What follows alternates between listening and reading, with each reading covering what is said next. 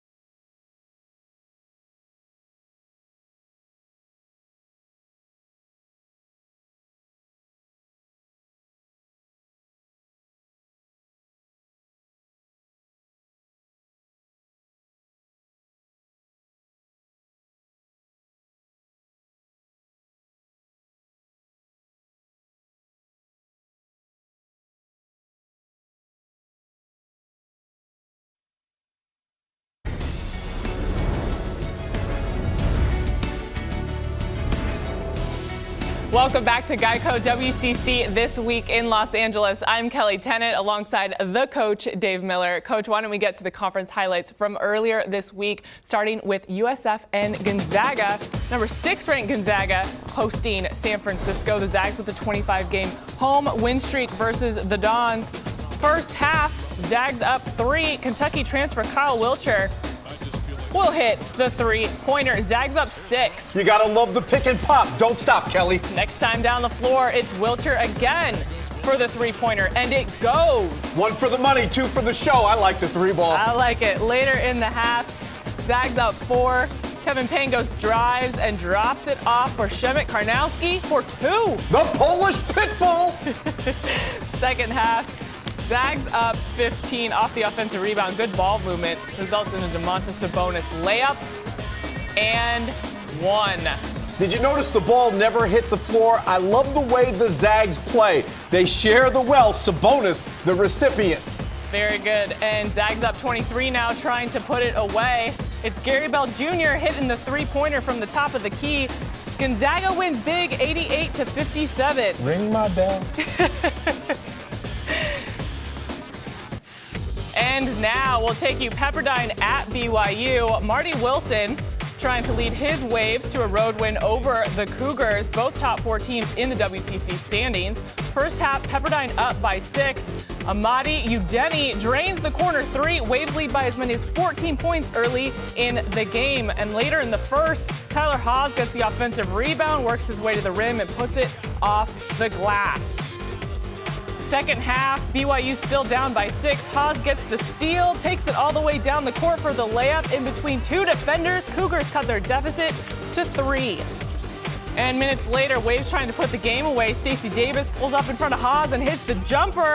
Pepperdine back up by 5. Closing seconds, Jeremy Major takes a long inbound pass in for the layup that would seal the win. Pepperdine gets the huge upset on the road, 67-61. That was a major win.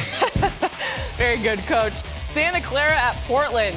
Alec Wintering and the Portland Pilots hosting Santa Clara. Wintering averaging 20 points per game in conference play going into this one. Early first half, Wintering driving, gets the bucket. Portland up after the made free throw. 'Tis the season. You know it's winter time.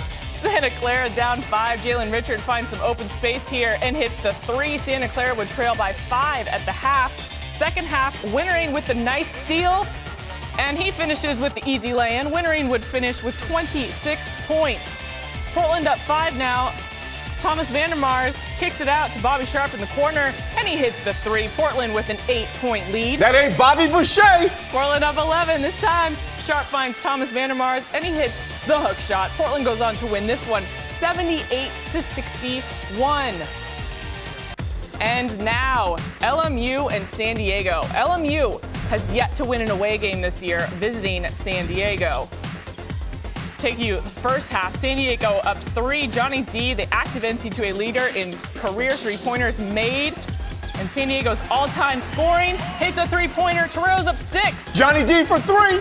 But LMU gets a steal here, and Patson Siami finishes with the dunk. Second half, Torero's down 2, but on the break, Christopher Anderson finds Brandon Perry for the dunk, puts Siami on the poster. I just love it. If you run, you should be rewarded. Making it happen. Tied at 43, Anderson for 3 from the wing and hits it, his 4th of the game. Torero's up 46-43. Torero's up 7, nearing 2 minutes to go. D pump fake, then hits the jumper. San Diego ends the game on a 20-7 run to win 59-50.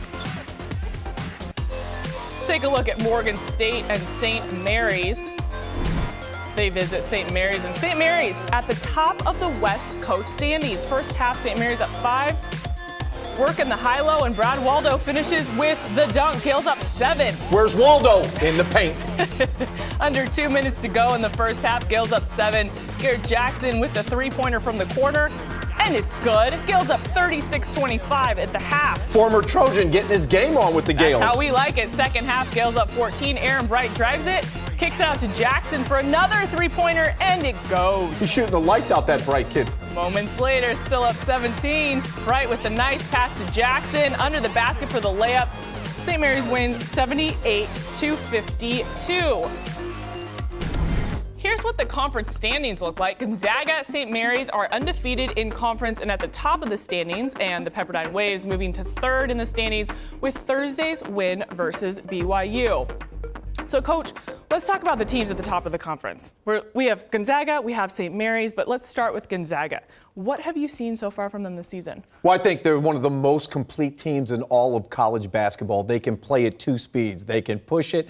They can grind it out in the half court. But for me, they passed what I thought was the toughest test so far, and that was that win at BYU. Now, really, it's the biggest challenge is themselves. Can they stay focused? Can they continue to get better and not stumble and get upset on a night, maybe when they have an off shooting night?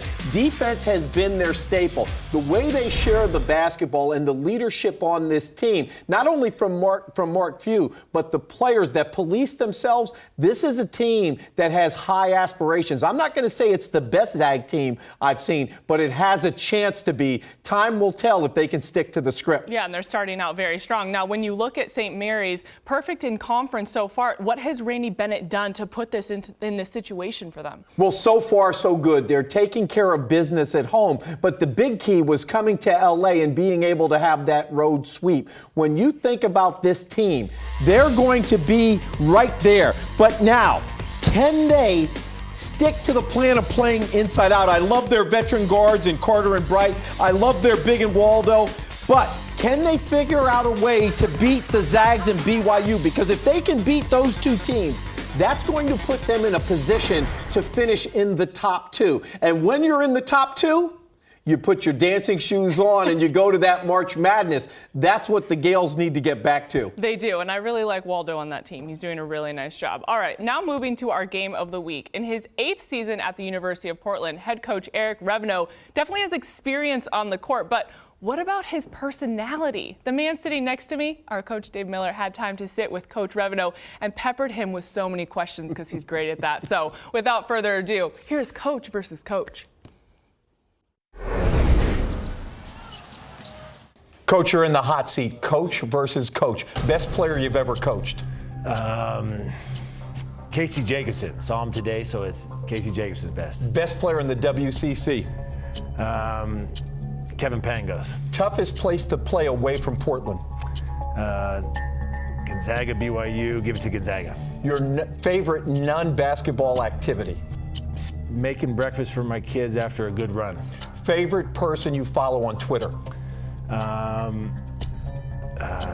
Jay Billis is good. Mike Triana, Trap, my guy from the East Coast who I haven't seen in years, great on marketing and leadership and everything. One person, dead or alive, that you'd love to have lunch with? John Wooden, just got to go with Coach Wooden. What superstitions do you have game day? Don't leave campus. Just too uptight to. And Portland traffic's nothing what you're used to, but I just the stress of anything going wrong. I'll stay in my office, sort of. If I could seal the place during the day, that'd be the best. If you had one superpower, what would it be? Trying to figure. I wish I knew exactly all the time how to help kids be the best they can be. It's a puzzle that I'm always trying to solve. If I could always try to be a little better at. Last one, Tupac or Biggie? No, I know neither of them. I could not tell you. I don't know. Well, next time you're by, we'll talk about Frank Sinatra and the Beatles. Thanks for stopping by, Coach. Coming up, the other coach in our game of the week. He's the man in charge of the Dons. Up next, a closer look at Coach Rex Walters.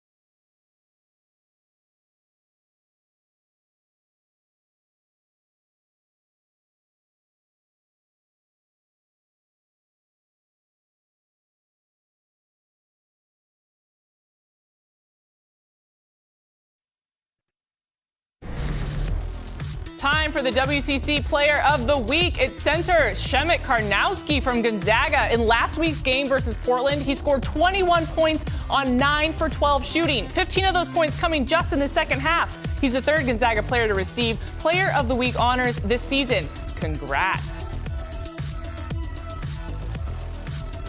Now, Johnny D of the University of San Diego entered the record books. Last Saturday, he scored 20 points versus the Broncos and became the Toreros' all-time leading scorer, passing Brandon Johnson.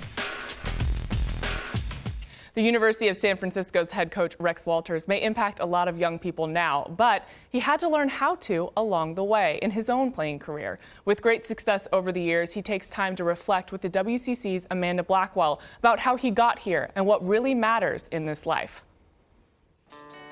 San Francisco's Rex Walters has played for some of the greatest coaches in basketball, but his passion for the game started with his very first coach. My father was my first coach in 4th grade. Fell in love with it.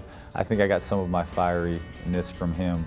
I really enjoyed it. You know, he's been a great mentor for me. His passion for the game, his old school Midwest values of how the game should be played. After a childhood filled with countless hours in front of a basketball hoop, Walters was recruited by Northwestern and then transferred to the University of Kansas, where he played for his next great coach, Roy Williams. I fell in love with the place because of how they played. They really shared the basketball. Coach used to always say, it's funny, I say it to our guys all the time, just do what we ask you to do. Coach Williams always talked about asking. You know, he always asked us to do certain things, and our guys really bought into that. He sets a very high standard, so much of what we do hopefully is a reflection of him. It was at Kansas that Walters got to experience a dream, the chance to play in a Final Four. It's the biggest stage for a college basketball player. The fanfare is great, the autographs are great, the cameras, lights, but it's the moment on the court, and that there was no substitute for that. That's one of the greatest experiences you could ever have as a basketball player. Playing in a Final Four, to have a chance to play for a national championship, to be on that stage was something I'll never forget. Walters went on to play in the NBA, where his years were spent learning from more of the best in the game. Pat Riley was a tremendous influence on me. His toughness, his honesty, his organization, his passion. He's an unbelievable speaker. I'm nowhere near the motivational speaker he is, but he would literally have me want to run through a brick wall for him. We do have a lot of dailyisms. I only had 1 year with him, but a lot of the way we play, ball screen, a lot of the defensive schemes that we do come from Coach Daly.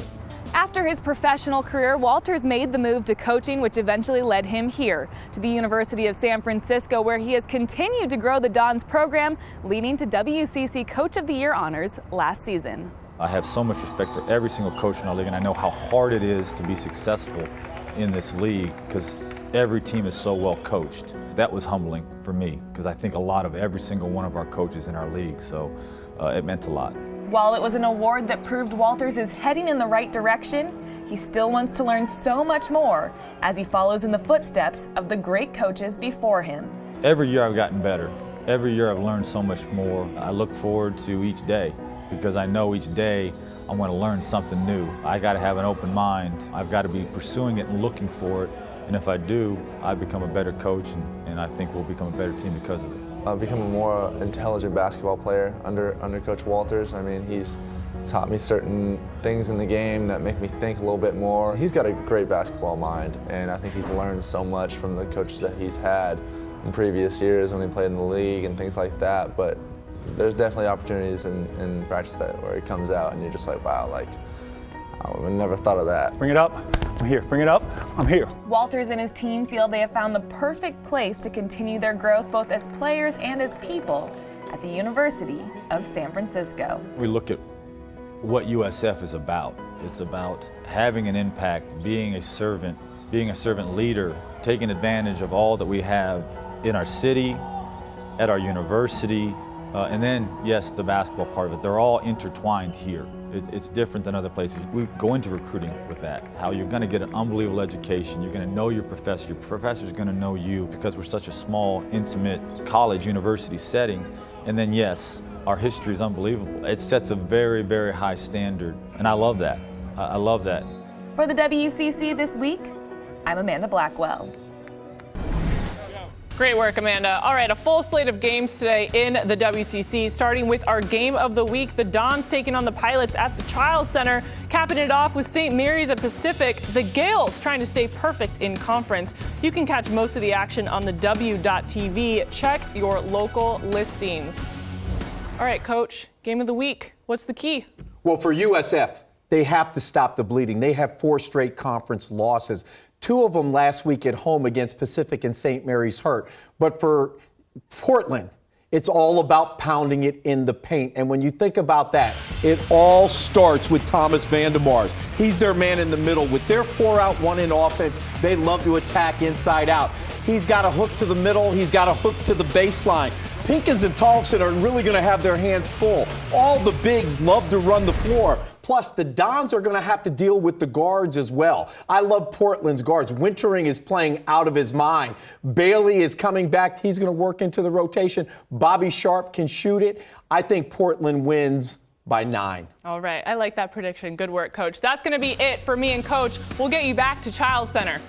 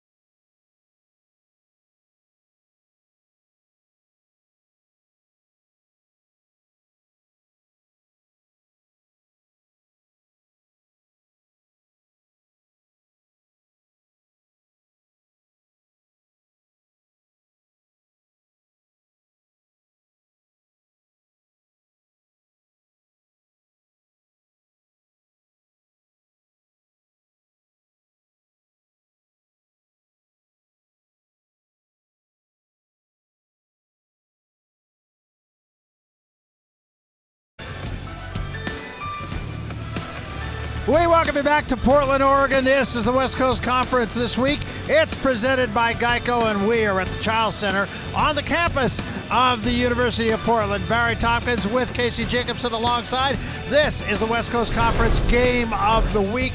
For this week, looking down the road, we'll be down at LMU once again next week. A tall order for them, literally and figuratively, as they have to face Gonzaga. BYU will be at San Diego on the 24th. LMU travels to Stockton to battle with Pacific on the 31st. Then on the 7th, it's BYU at LMU. We move on to San Diego for St. Mary's on Valentine's Day. San Francisco, again, at Pepperdine right now, one of the hottest teams in the conference. And then we end our season at Portland as USD comes calling here at the Chiles Center. And Casey, let's talk about this game a little bit. Both these teams kind of trying to find the right combination, but I think for different reasons. Portland's been hurt, so they got to go out and find available bodies now. And USF just hasn't had the combination that clicks quite yet. Yeah, and it's tough. You want to have your rotations set by the time conference rolls around, but Coach Rex Walters is dealing with a lot of issues. He's starting a freshman at point guard right now, and this is a team that came in with a lot of expectations. Last year they were a surprise team. This year they were expecting themselves to be a little bit better, and they're struggling right now. They desperately need a win today. And Portland, they're 2-2 right now. They need to hold serve at home like we already talked about today if they're going to consider themselves to be one of the best in the conference. All right, so we know what the givens are. Let's talk about the X factors in this game. Absolutely. For USF, I'm looking at Matt Glover. He's the definition of an X factor, a role player that when playing to his strengths makes a huge difference for his team. At 6'5", he leads USF in rebounds, assists, and steals, and in their only conference win this year at Pacific, it was Glover who had 8 points, 9 rebounds, and 7 assists. They're going to need another big night from him. And then for Portland, I'm looking at Kevin Bailey, the senior guard, had missed 8 games because of plantar fascia trouble, but he returned Thursday night against Santa Clara. And Barry, he looked pretty rusty though. 4 points, 4 turnovers in only 11 minutes. But this is a guy who was their leading scorer last season. He's their second leading scorer this year. And now when he's healthy, He's probably their biggest inside-outside threat in their backcourt. All of that said, this is a pretty tough team at home, the Pilots. So let's talk about USF for just a moment. I think it's imperative they get out of the blocks early. It is. It's always imperative that you get out of the blocks early. And they're looking at Cruz Pinkins. He's their leader. Mark Tollefson also. Those guys have struggled a little bit. Well, actually, Pinkins has been hot. But Tollefson, I'm looking at him. They need a big night from him out of the box in order to get going. Let's talk about the size factor. Portland lost one of its very good bigs, but they're still a pretty good sized team. And I got to think what happens down low is going to go a long way toward deciding what happens in this game. You know, this Portland team has been bitten with injuries for the last couple of years, and Barker, one of their 6'11 towers, went down just the other night. So they're going to lean even more on Gay Roon and Vandermar's inside. So let's go talk about bottom line. Talk first about bottom line for USF. What has to happen? Well, they got to defensively. They've been just getting blasted by every team. Now, I know they've been playing against BYU and Gonzaga, but this Portland basketball team is solid offensively, especially with Alec Wintering running the show. They got to show up defensively and have some resistance. And then I think they need to make some threes, too. They've really struggled coming into conference play. They've been shooting well, but haven't. And for Portland, I think it's just do what you do at home. And if they can do that, they should come out of this pretty well. That's a wrap for us on the West Coast Conference this week. It's been presented by Geico. The Game coming up on the other side of this.